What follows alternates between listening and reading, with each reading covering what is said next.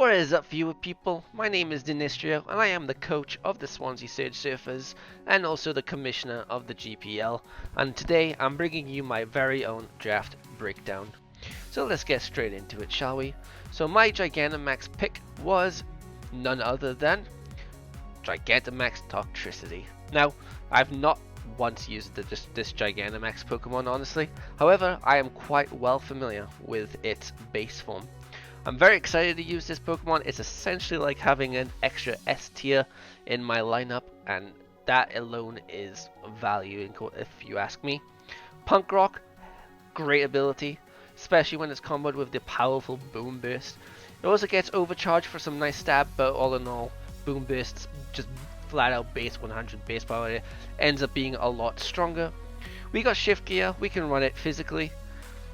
Or we can also utilize its new Gigantamax attack in the G-Max Stun Shock, which has a chance to paralyze or poison.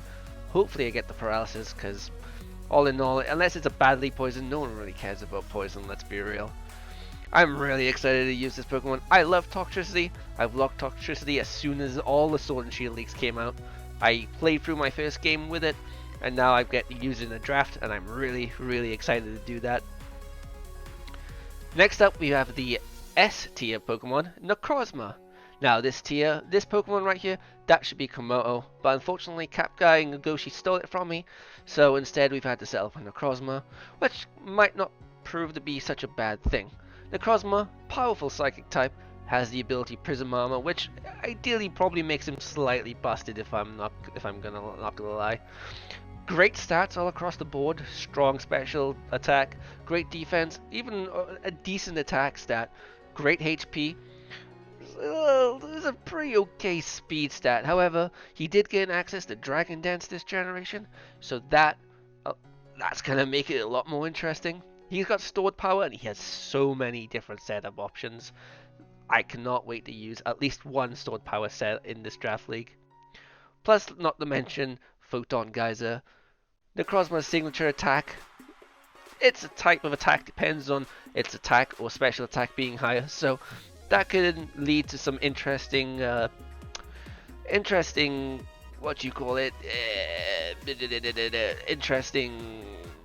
preparation. There we go, that's the word I was looking for. All in all, it's not Komodo, but I am quite looking forward to using Necrozma, or at least trying it out. My A tier pick, Primarina, fitting into one of my cores, well, two of my cores actually. Got a Liquid Voice, not quite an aerial ability, however, it does boost Hyper Voice and gives it stab, so that's pretty cool. Got Calm Mind this generation, so that's gonna be so lit. Can't wait to try and running a Calm Mind. Can run an Assault Vest, can get dual screens, can just flat out go for the offense. All in all, I love Primarina. I've used it a few times in Chaos League and other leagues before it.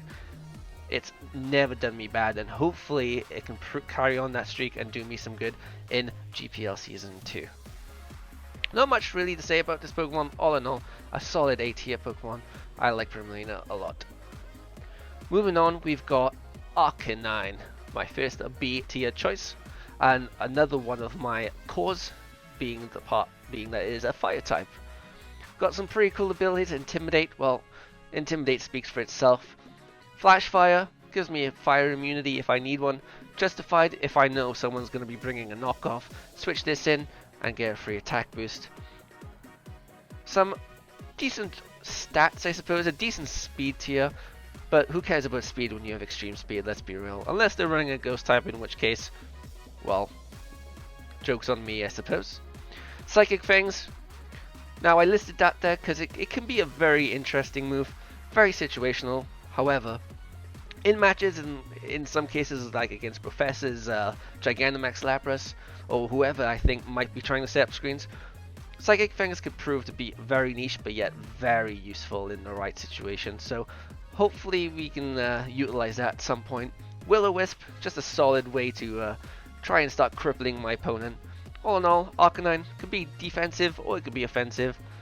I look forward to using it. I don't have too much experience if I'm honest, however, it is definitely one of those Pokemon I'm looking forward to using in Season 2.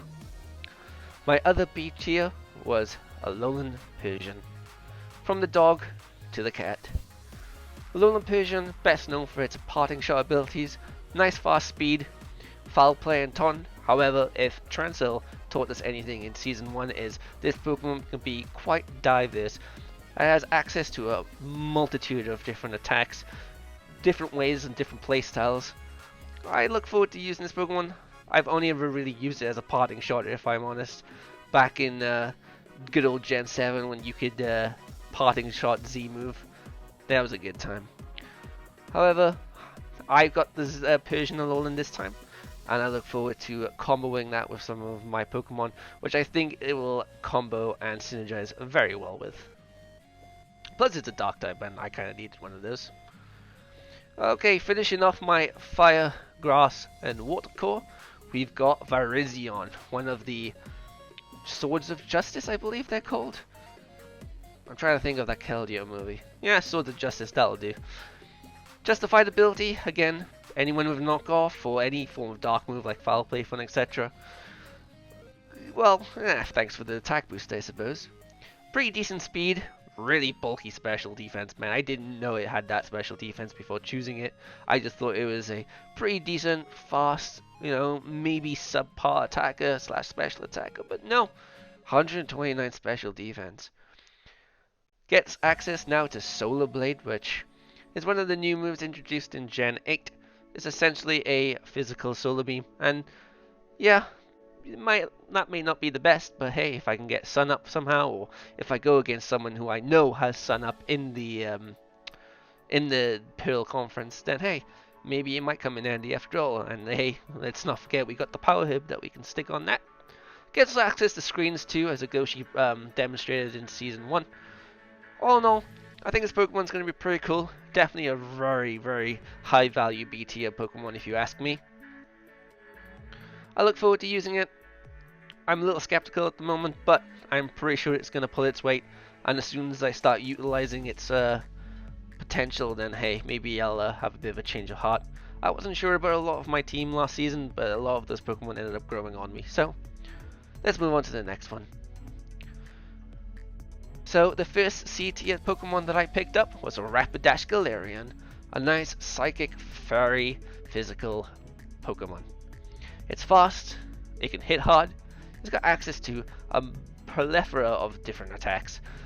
Great for utility, great for offense, and all in all, could be just a great choice band. It could be a lot of different things. It's got Hypnosis, maybe we could Blunder Policy on there, Swords Dance, maybe we could go for a Sweep, Healing Wish, well, Healing Wish speaks for itself. Plus, Healing Wish got a little buff this generation, so I could potentially pass that along if a Pokemon I switch into already has full HP. All in all, this Pokemon is pretty cool. I'm not quite sure how it'll perform. I'm really excited to try it out and use it and try and make it work. But all in all, I'm quite happy with this. I think it was quite a good, high quality C tier trip pick. Moving on, we've got my boy, the Klang Gang, as Wolfie Click would say. I love this Pokemon. I love this Pokemon since Gen 5. I loved it in Gen 6. Guess what? I also liked it in Gen 7. And I still like it in Gen 8. Great Pokemon. Love Klingklang. Plus and minus. Not a very good ability. Clear body. No, that's where it's at. Yeah, sure. It does suffer from move pool syndrome. Unfortunately, it can get Earthquake. Shift Gear is a pretty cool move, as we learnt with Toxtricity. Gear Grind, if only it was a little bit more accurate. But hey, it's Klingklang. I'm really excited to use this Pokemon. I needed a Steel type, and this Pokemon, 115 defense, nothing to really scoff at. Really, really looking forward to using this Mon. I personally like it.